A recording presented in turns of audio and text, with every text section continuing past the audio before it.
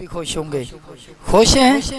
Hallelujah, hallelujah, hallelujah, praise the Lord.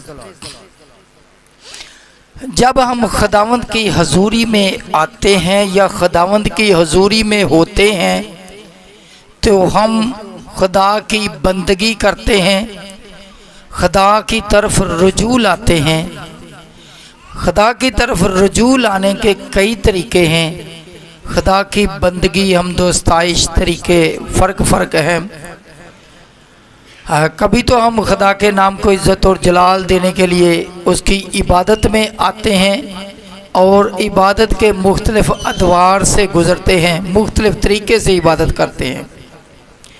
कभी तो हम दोस्ताइश करके अपने होंठों से अपने हाथों को बजा के म्यूज़िक बजा के खुदा की तारीफ़ करते हैं और कभी हम हदिये नजराने दैयकी से खुदा के नाम को इज़्ज़त जलाल देते हैं, ये भी इबादत करते हैं। कभी हम खुदावंद की हजूरी में बैठकर खुदा का कलाम सुन के उसकी इबादत में टाइम गुजारते हैं। कभी कभी हम ऐसी इबादत भी करते हैं जिसका ताल्लुक़ पूरे बदन के साथ होता है। उसमें हमारा सिर्फ एक हाथ, ज़बान या आँखें ही नहीं इस्तेमाल होती बल्कि हमारा पूरा बदन इस्तेमाल हो रहता है। वो कौन सी इबादत है? Praise the Lord. वो इबादत है रोज़ा। शाबाश। रोज़ा एक ऐसी इबादत है जिसमें हमारा पूरा का पूरा बदन इन्वॉल्व होता है। तो इसको क्या बोलते हैं? पढ़े लिखे अलामा लोग या पढ़े लिखे लोग, इल्म रखने वाले क्या बोलते हैं? ये बदनी इबादत है। कैसी इबादत है? बदनी इबादत है। ऐसी इबादत है जो पूरे बदन के साथ की जाती है। अगर हम कलाम मुक़द्दस में पढ़ें तो कलाम मुक़द्दस में लिखा है जब हम खुदावंद की तरफ रुजू करते हैं तो रुजू करने के लिए सबसे अच्छा तरीका है कि उसके सामने बदनी इबादत की जाए। क्या किया जाए? बदनी इबादत की जाए, यानी रोज़ा रखा जाए।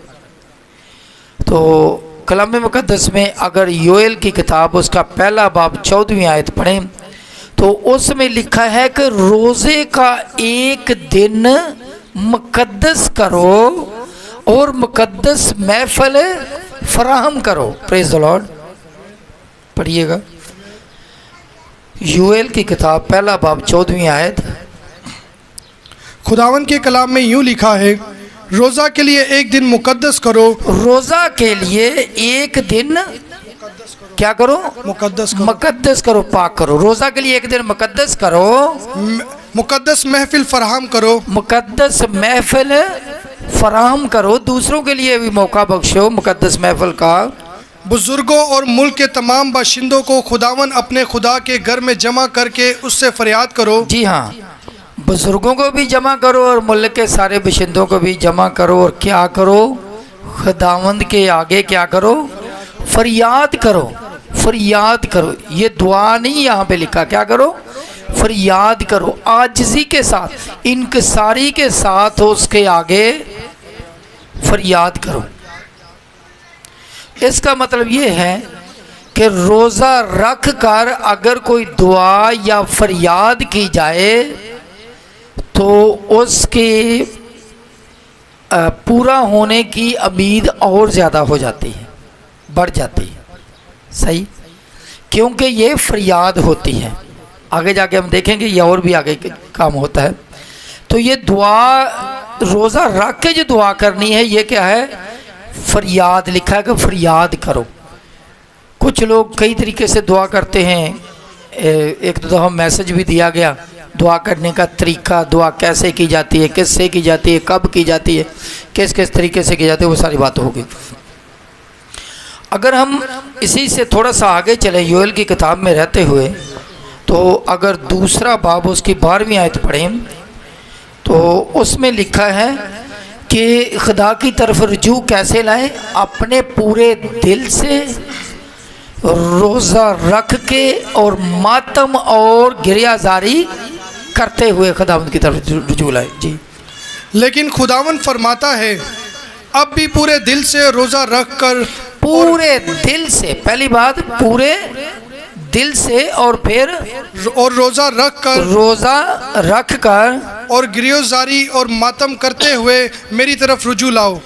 गिरियाजारी और मातम करते हुए मेरी तरफ रुजू लाओ। गिरियाजारी मातम, और गिरियाजारी और मातम करते हुए खुदावंद के घर में।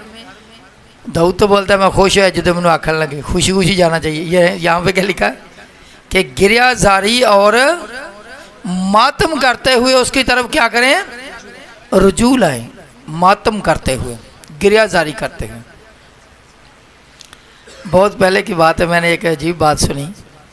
जब खुदा के लोग दुआ करते हैं, ख़ास तौर पर जब भाई लोग दुआ करते हैं, तो कभी दुआ करते करते रोना शुरू हो जाते हैं, कभी उनकी आंखों से आंसू जारी हो जाते हैं। तो मैंने सुना कि लोग खुदा के लोगों को बोलते थे ये गलेडू मिशन है। केड़ी मिशन है? गलेडू, जड़ी एवें आंसू बहाउंदी रहती। कैसी मिशन है? गलेडू आंसू बहाने वाली मिशन। तो ये ऐसे ही आंसू बहाती रहती है। लेकिन कलाम मुक़द्दस में क्या तो लिखा है, गिरियाजारी और मातम करते हुए खुदावंद के हुजूर हाजिर हों। अच्छा, अगर हम रोमियो के नाम खाता 8वां बाब 26वां आयत पढ़े तो लिखा है कि खुदा का रूह आहें भर भर कर हमें हमारी शिकायत करता है। तो फिर वो किधर जाएगा? ये तो खुदा के रूह की बात है, उसको कौन कुछ बोल सकता है? तो फिर इसका मतलब ऐसे ही किसी के ऊपर उंगली उठाना मुनासिब नहीं। पढ़ सकते। इसी तरह रूह भी हमारी कमजोरी में मदद करता है। रूह भी कमजोरी में हमारी मदद करता है। जिस तौर से हमको दुआ करना चाहिए हम नहीं जानते, मगर रूह खुद ऐसी आहें भर भर के हमारी शिफायत करता है जिनका बयान नहीं हो सकता। ठीक है, रूह भी आहें भर भर के जब हम आहें भर भर के दुआ करते हैं तो ये कोई मायूब बात नहीं, कलाम मुक़द्दस पूरा होता है। क्यों? लिखा है ना कि मातम करते हुए, गिरफ्तारी करते हुए मेरे हुजूर आप रुजू करो। एक जगह पे कलाम मुक़द्दस में लिखा है कि अगर तुम्हारी रासबाजी फ़कीयों और फरीसियों से ज़्यादा ना होगी तो तुम खुदा की बादशाही में दाखिल नहीं हो सकते। तो फ़कीयों फरीसियों में एक ख़ास बात पाई जाती थी, यहूदियों में बात पाई जाती थी कि वो क्या करते थे, वो हफ्ता में 2 बार रोज़ा रखते थे। कितने रोज़े रखते थे? हफ्ता में 2 बार। तो ये हफ्ता में 2 बार, और फिर एक महीने में 4 हफ्ते, एक महीने में 4 हफ्ते, और एक साल में कितने? 48, तकरीबन 52 बनते। तो कितने रोज़े बन जाते हैं? बहुत ज़्यादा रोज़े बन जाते हैं। तो इसका मतलब ये कि रोज़े कोई फ़िक्स वाली बात नहीं है। चले आगे जाके देखेंगे कलाम मुक़द्दस में। तो जो यहूदी थे वो हफ्ते में कितने रोज़े रखते थे?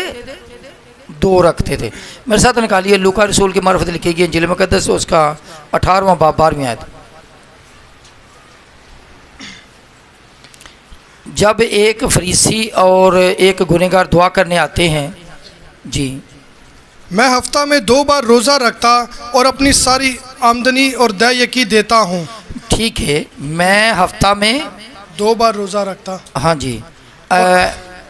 तो अगर 10वीं आयत पढ़ें कि दो शख्स हैकल में दुआ करने गए, एक फरीसी और दूसरा मसूल लेने वाला। ठीक है, फरीसी खड़ा एक फरीसी, ठीक है, ये फरीसी जो यहूदियों का एक फ़िरका था, कबीला था, ठीक है, फरीसी और दूसरा मसूल लेने वाला। जी। फरीसी खड़ा होकर अपने जी में यूं दुआ करने लगा कि ए खुदा, मैं तेरा शुक्र करता हूं कि बाकी आदमियों की तरह जालिम, बेइंसाफ, जिनाकार या इस मसूल लेने वाले की मानिक नहीं हूं। मैं हफ्ता में 2 बार रोज़ा रखता और अपनी सारी आमदनी पर दयायकी देता हूँ। मैं हफ्ता में 2 बार रोज़ा रखता हूँ। तो यहूदी जो थे, उनका जो फरीसी जो थे, उनके फ़िरका, वो हफ्ते में कितने रोज़े रखते थे? 2 बार। फिर आसर ने बोला, अपनी कौम को हुक्म दिया कि मेरे लिए 3 दिन का रोज़ा रखा जाए, 3 दिन के लिए रोज़ा रखा जाए। मेरे साथ निकालिए आसर की किताब 4 बाब 16वीं आयत। कोई भी पढ़ सकता है।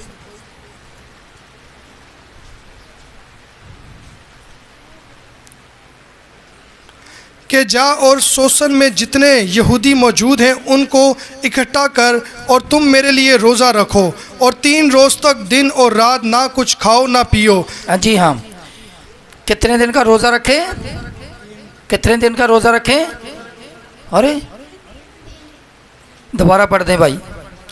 कि जा और सोसन में जितने यहूदी मौजूद हैं उनको इकट्ठा कर और तुम मेरे लिए रोज़ा रखो और 3 रोज़ तक दिन और रात ना कुछ खाओ ना पियो। 3 दिन 3 रोज़ तक दिन और रात ना कुछ खाओ और ना पियो, 3 दिन का रोज़ा।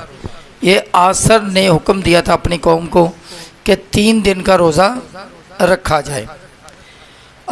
फिर अगर अमाल उसके 9 बाब 9वीं आयत पढ़ें तो बड़ा एक अजीब सा वाक़या वहाँ मिलता है। यहाँ पे आसर ने क्या बोला? कितने दिन का रोज़ा रखो? कितने दिन का? पक्की बात हो गई ना? चलें ठीक है जी, पढ़िए अमाल 9 बाब 9वीं आयत। और वो 3 दिन तक ना देख सका और ना उस, ये साउल के बारे में बात है, ठीक है, साउल के बारे में ये बात है कि वो 3 दिन, जी पढ़िए। और वो 3 दिन तक ना देख सका और ना उसने खाया ना पिया। हाँ, साउल 3 दिन तक ना देख सका, ना उसने खाया ना उसने पिया। अभी साउल ने 3 दिन तक ना कुछ खाया ना कुछ पिया, तो क्या इसने रोज़ा रखा? क्या इसने रोज़ा रखा? इसने तो सोचा भी नहीं था रोज़े का। ये तो परेशानी में इतना था, इतनी टेंशन में आ गया था कि मुझे हो क्या गया, मैं तो अच्छा खासा था, मेरी आंखें बंद हो गई, मेरे आंखों की बिनाई जाती नहीं, मेरे साथ बन क्या गया। इसने तो परेशानी में आकर ना कुछ खाया ना कुछ पिया। यहाँ पे इसके रोज़े का कोई जिक्र नहीं है। तो इसका मतलब जो आसर ने बोला था वो रोज़ा था 3 दिन का, और जो साउल ने रखा ये रोज़ा नहीं था। ये क्या था फिर? ये क्या था? फाका था। ये रोज़ा नहीं था उसने रखा, ये क्या था? फाका था। मेरा ख्याल नहीं समझ आई। चलें ठीक है, यूना की किताब पहला बाब उसकी 17 वर्ष उसमें देखते हैं, फिर और क्लियर हो जाएगा। लेकिन खुदावन ने एक बड़ी मछली मुकर्रर कर रखी थी हाँ। कि यूना को निगल जाए, और यूना 3 दिन रात मछली के पेट में रहा। जी, यूना कहाँ रहा? कितनी देर? 3 दिन और 3 रात। Praise the Lord. 3 दिन और 3 रात मछली के पेट में रहा। अच्छा ये बताएं कि ये 3 दिन और 3 रात इसने रोज़ा रखा या फाका किया? वहाँ इसके लिए कोई रोज़ा रखने का रेंज था कोई? वो कौन सी कोई वीआईपी जगह थी? वहाँ तो स्मेल आती थी, मछली का पेट था। मैं ये समझता हूँ ये ऐसी सबमरीन है जो बगैर फ्यूल के चली। कैसे? अगर इसका निज़ाम काम करता रहता तो वो फिर यूना भी साथ ही मेल्ट हो जाता, साथ ही हज़म हो जाता। अगर खुदा से भागा है तो जाकर जिस घर में गया, जिस जगह पे गया, उसका भी सिस्टम बंद कर दिया, उसका निज़ाम ही मछली का भी बंद कर दिया। कितने दिन? 3 दिन 3 रात। तो वहाँ इसने कोई रोज़ा तो नहीं रखा, क्या किया? फाका किया। यहाँ क्लियर हो गया। जिस तरह पलूस ने फाका किया, इसी तरह यूना ने भी फाका किया। अच्छा,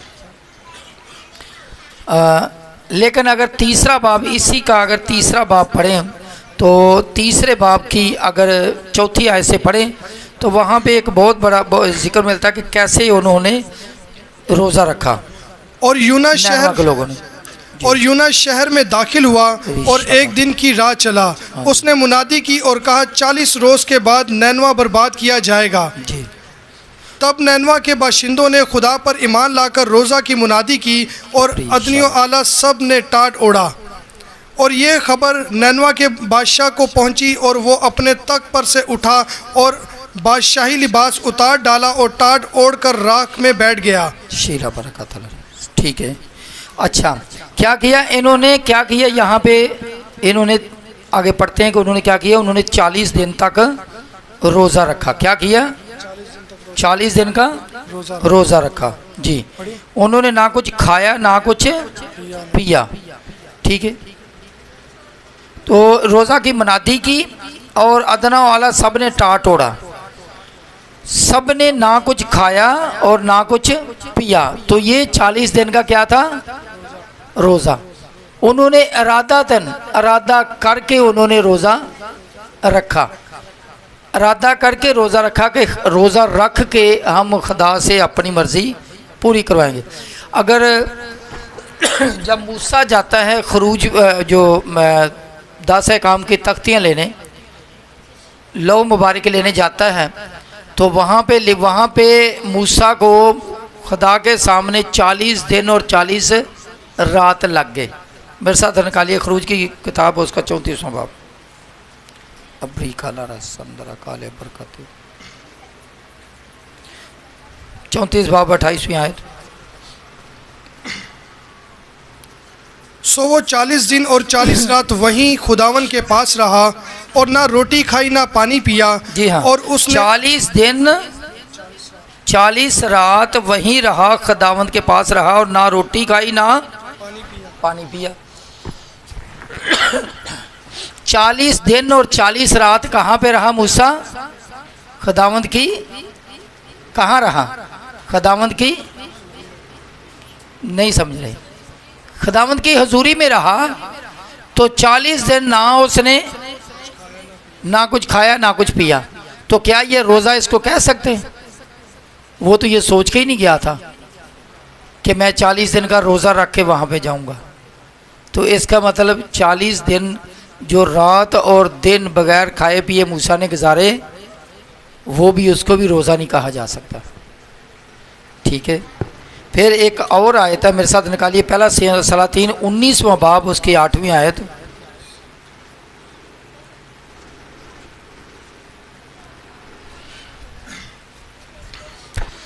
सो उसने उठकर खाया पिया और उस खाने की कुव्वत से 40 दिन और 40 रात चलकर खुदा के पहाड़ होरब तक गया। जी हाँ, एक दफ़ा खाया और 40 दिन और 40 रात चल कर खुदा के पहाड़ होरब तक गया। यहाँ पे ये नहीं लिखा कि वो उसने 40 दिन और 40 रात रास्ते में कुछ खाया पिया, या उसने इरादा करके ये काम किया कि मैं रोज़ा रखता हूँ।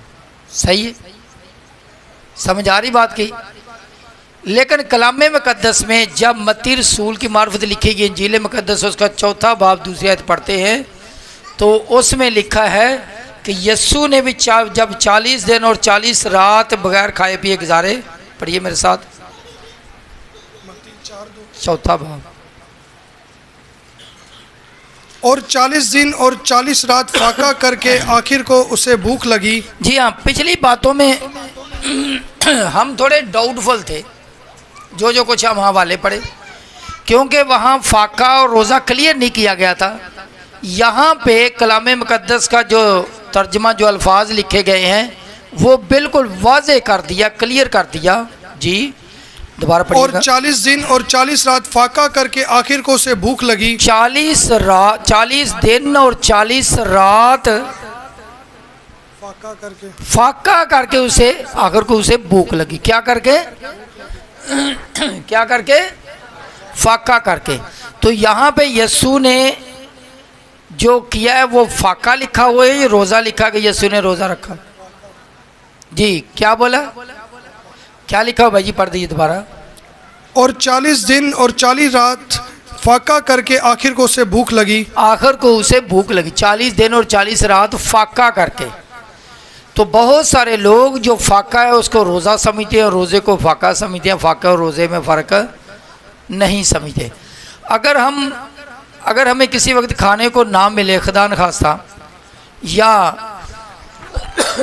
खाना तैयार ना हो, तो हम दुआ करें, तो इसका मतलब ये हरगिज़ नहीं कि हम रोज़ा रख के दुआ कर रहे हैं। इसको कह सकते हैं हम मैंने रोज़ा रख के दुआ कर रहा हूँ। दोपहर का खाना नहीं खाया और बंदा बोले जी मैं रोज़ा रख के दुआ कर रहा हूँ, ऐसा हो सकता है? अगर खा लिया तो ठीक है, नहीं खाया तो फिर इसका ये मतलब नहीं कि अगर खाया नहीं तो रोज़ा खुद ब खुद ही रोज़ा बन गया, नहीं। फिर रोज़ा क्या है? रोज़ा ये है खुदा की रज़ा के लिए, खुदा की खुशनुदी हासिल करने के लिए, खुदा की मर्ज़ी को पूरा करने के लिए, और खुदा के सामने गिरियाजारी करना, खुदा के सामने एक किस्म की भूख हड़ताल करना कि ये बात मैंने मनवानी मेरी पूरी करके दे, ये है रोज़ा। इसलिए ये कहीं नहीं लिखा कि आप इतने ही रोज़े रखो और पहला रोज़ा इस दिन आए, दूसरा इस दिन आए, तीसरा, फिर ऐसे कोई ऐसी तरतीब कलाम मुक़द्दस में नहीं मिलती।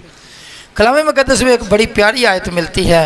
अगर हम मत्ती रसूल की मार्फत लिखी गई इंजील मुक़द्दस उसका 6 बाब 16वीं आयत पढ़े तो उसमें लिखा है कि कब तू रोज़ा रखे, कब रोज़ा रखे, पढ़िएगा। और जब तुम रोज़ा रखो, कब रोज़ा रखे? जब तुम रोज़ा रखो। कब रोज़ा रखो? जब तुम रोज़ा रखो। ना तो सर्दी गर्मी की बात है, ना किसी महीने की बात है। क्या लिखा जी? और जब तुम रोज़ा रखो तो रियाकारों की और जब तुम रोज़ा रखो तो रियाकारों की तरह अपनी सूरत उदास ना बनाओ। ठीक है।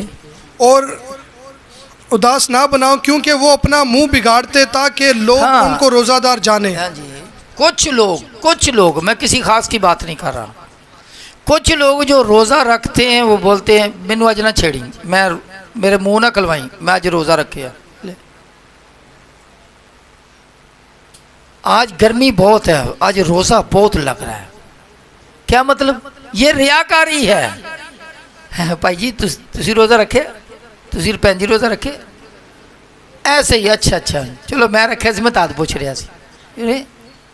खाम बताते जाना, अपनी एडवर्टाइजमेंट करते जाना कि मैं बड़ा रोज़ेदार हूँ।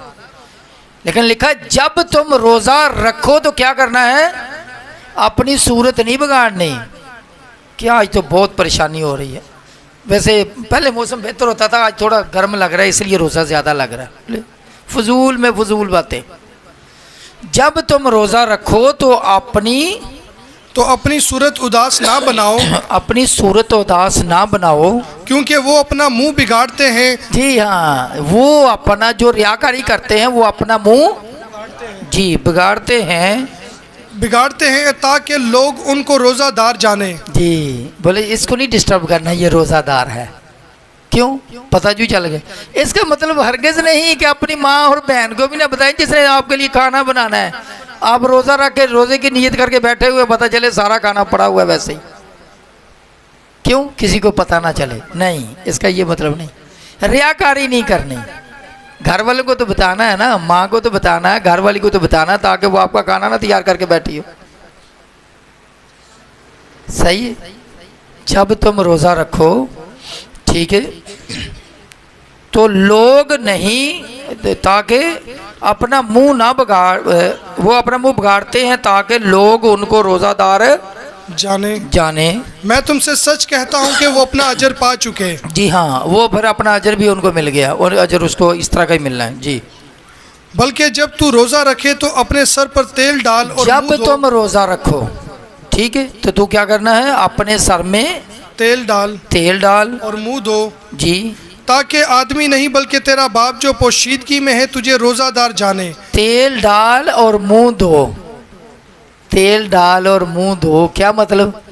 कुछ लोग बोलते हैं तेल, सर में तेल डालना कलाम मुक़द्दस का पढ़ना मुराद है। मुंह धो, इसका मतलब अगर रोज़ा नहीं रखेंगे तो मुंह नहीं धोएंगे? नहीं, इसका मतलब कि आप चेहरे से भी फ्रेश लगे, चेहरे से भी फ्रेश लगे, ऐसी उदासी वाली बात ना हो। तो जब तुम रोज़ा रखो तो फिर क्या होगा?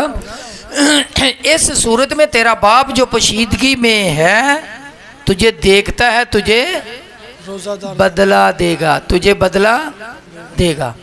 अगर रोज़ा रख के बदला लेना है तो फिर कैसा?